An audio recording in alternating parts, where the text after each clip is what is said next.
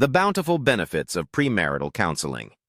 Christian couples marry young without premarital counseling or guidance.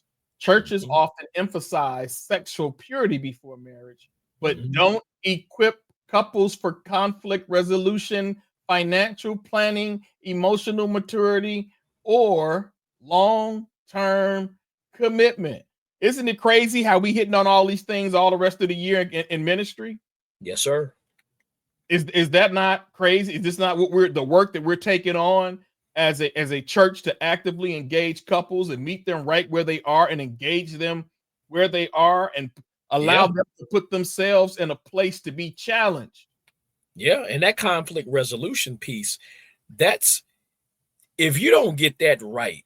See, my wife and I, we didn't do any long-term counseling before we were married. We met with who used to be my pastor, and we sat with him and we talked with him. We were both sure, but learning things like conflict resolution, we had to learn the hard way.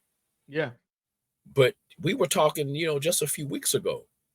Wow, how can this be better now than it was then? We remember some dark days. We remember some dark times. Yeah. But it's a million times better now than it was. And we love each other more than we ever have before. Absolutely. Sometimes you got to learn the hard way. Yeah. But counseling, premarital counseling, is always a plus. Yeah. Always. Well, check reason 3, bro. It says misunderstanding grace. Wow. God will forgive me being misused as a license instead of a transformation. Wow. That is something.